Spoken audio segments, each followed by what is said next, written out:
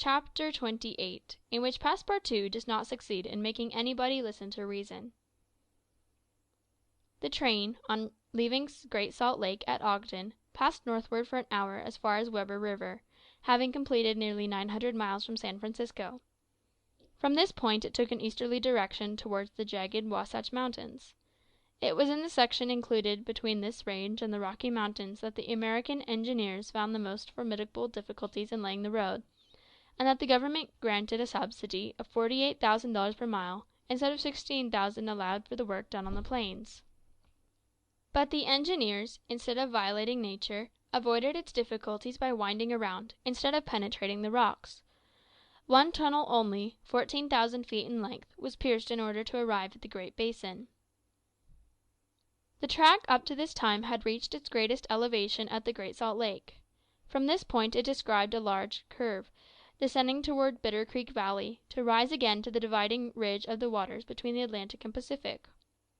There were too many creeks in this mountainous region, and it was necessary to cross Muddy Creek, Green Creek, and others, upon culverts.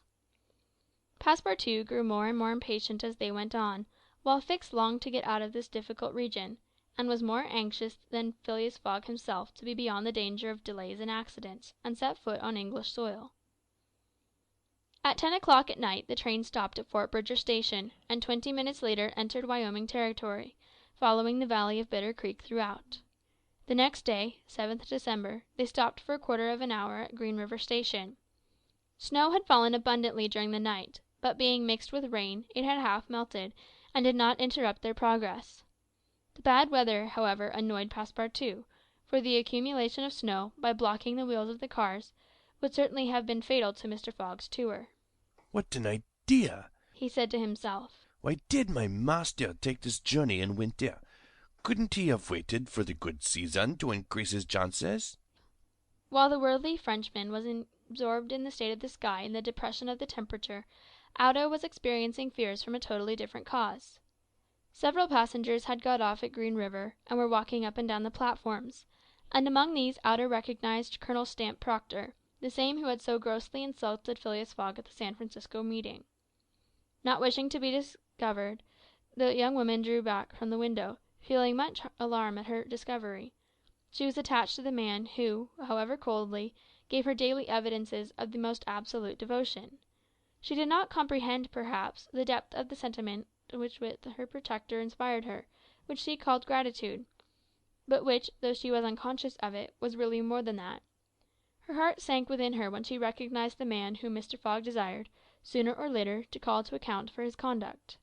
Chance alone, it was clear, had brought Colonel Proctor on this train, but there he was, and it was necessary, at all hazards, that Phileas Fogg should not perceive his adversary.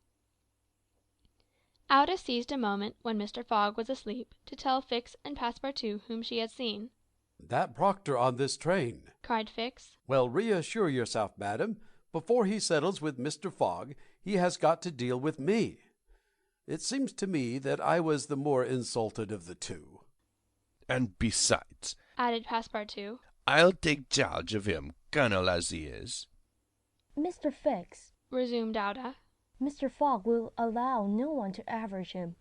He said that he would come back to America to find this man. Should he receive Colonel Proctor, we could not prevent a collision which might have terrible results. He must not see him." "You are right, madam," replied Fix. "A meeting between them might ruin all. Whether he were victorious or beaten, Mr. Fogg would be delayed, and "And," added Passepartout, "that would play the game of the gentlemen of the Reform Club. In 4 days we shall be in New York. Well, if my master does not leave this car during those 4 days, we may hope that chance will not bring him face to face with this confounded American. We must, if possible, prevent his stirring out of it." The conversation dropped. Mr. Fogg had just woke up, and was looking out of the window. Soon after, Passepartout, without being heard by his master or Auda, whispered to the detective, "Would you really fight for him?" "I would do anything," replied Fix, in a tone which betrayed determined will, "to get him back living to Europe." Passepartout felt something like a shudder shoot through his frame, but his confidence in his master remained unbroken. Was there any means of detaining Mr. Fogg in the car, to avoid a meeting between him and the colonel? It ought not to be a difficult task, since that gentleman was naturally sedentary and little curious. The detective at least seemed to have found a way, for after a few moments he said to Mr. Fogg, "These are long and slow hours, sir, that we are passing on the railway." "Yes," replied Mr. Fogg. "but they pass." "You were in the habit of playing whist," resumed Fix. "on the steamers." "Yes, but it would be difficult to do so here. I have neither cards nor partners." "Oh, but we can surely buy some cards, for they are sold on all American trains. And as for partners, if Madam plays—" Certainly, sir. Ada quickly replied. I understand whist. It is part of an English education. "I myself have some pretensions to playing a good game. Well, here are 3 of us and a dummy." "As you please, sir," replied Phileas Fogg, heartily glad to resume his favourite pastime even on the railway.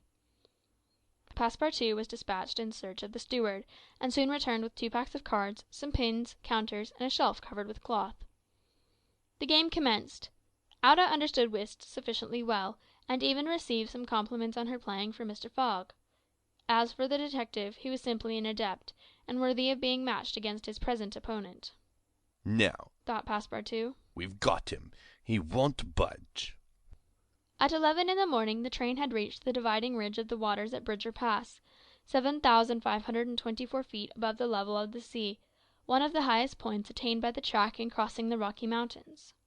After going about 200 miles, the travellers at last found themselves on one of those vast plains which extend to the Atlantic, and which nature has made so propitious for laying the iron road. On the declivity of the Atlantic basin the first streams, branches of the North Platte River, already appeared. The whole northern and eastern horizon was bounded by the immense semicircular curtain which is formed by the southern portion of the Rocky Mountains, the highest being Laramie Peak. Between this and the railway extended vast plains, plentifully irrigated. On the right rose the lower spurs of the mountainous mass which extends southward to the sources of the Arkansas River, one of the great tributaries of the Missouri.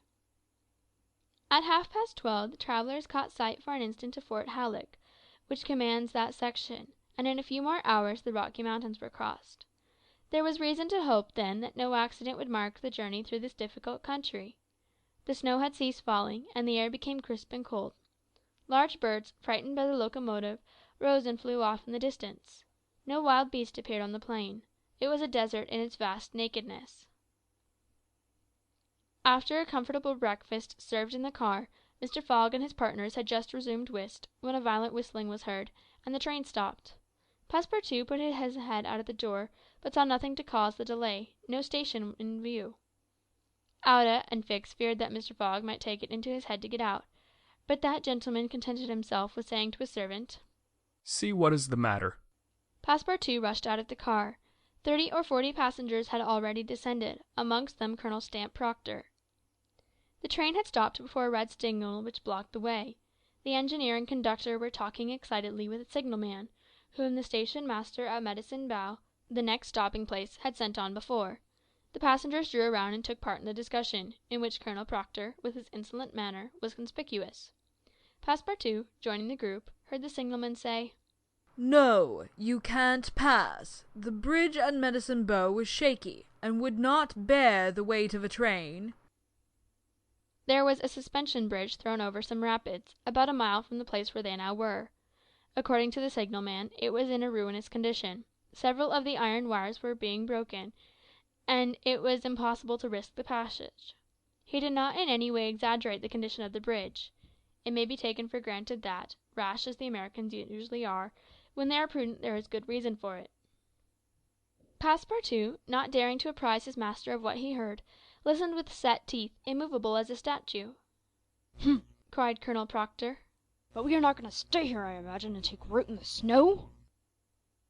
"Colonel," replied the conductor, "we have telegraphed to Omaha for a train, but it is not likely that it will reach Medicine Bow in less than 6 hours."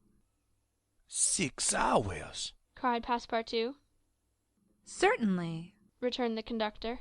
"Besides, it will take us as long to reach Medicine Bow on foot."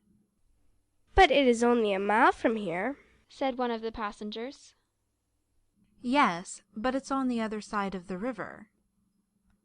And can't we cross that in a boat? asked the colonel. That's impossible. The creek is swelled by the rains. It is a rapid, and we shall have to make a circuit of 10 miles to the north to find a ford. The colonel launched a volley of oaths, denouncing the railway company and the conductor, and Passepartout, who was furious, was not disinclined to make common cause with him. Here was an obstacle, indeed, which all his master's banknotes could not remove.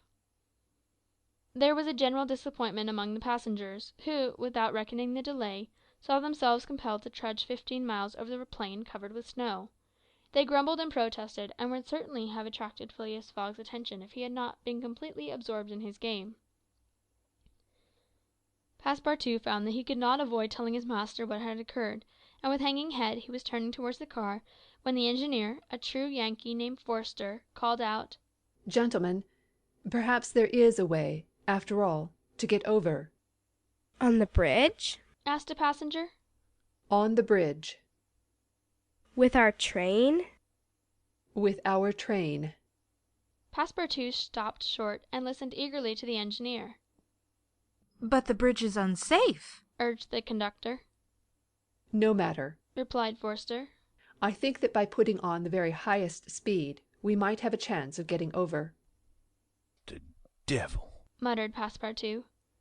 But a number of the passengers were at once attracted by the engineer's proposal, and Colonel Proctor was especially delighted, and found the plan a very feasible one.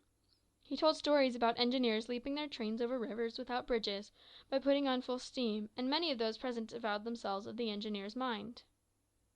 We have 50 chances out of 100 of getting over, said one. 80. 90. Passepartout was astounded, and, though ready to attempt anything to get over Medicine Creek, thought the experiment proposed a little too American. Besides, thought he, there's a still more simple way, and it does not even occur to any of these people. Sir, said he aloud to one of the passengers, the engineer's plan seems to me a little dangerous, but 80 chances, replied the passenger, turning his back on him. I know it, said Passepartout, turning to another passenger. But a simple idea. Ideas are no use, returned the American, shrugging his shoulders, as the engineer assures us that we can pass. Doubtless, urged Passepartout. We can pass, but perhaps it would be more prudent. What? Prudent? cried Colonel Proctor, whom this word seemed to excite prodigiously. At full speed, don't you see? At full speed. I know, I see, repeated Passepartout. But it would be, if not more prudent, since that word displeases you, at least more natural. Who? What? What's the matter with this fellow? cried several. The poor fellow did not know whom to address himself to. Are you afraid? asked Colonel Proctor. I? Afraid? Very well. I will show these people that a Frenchman can be as American as they. All aboard! cried the conductor. Yes, all aboard, repeated Passepartout, and immediately, but they can't prevent me from thinking that it would be more natural for us to cross the bridge on foot and let the train come after.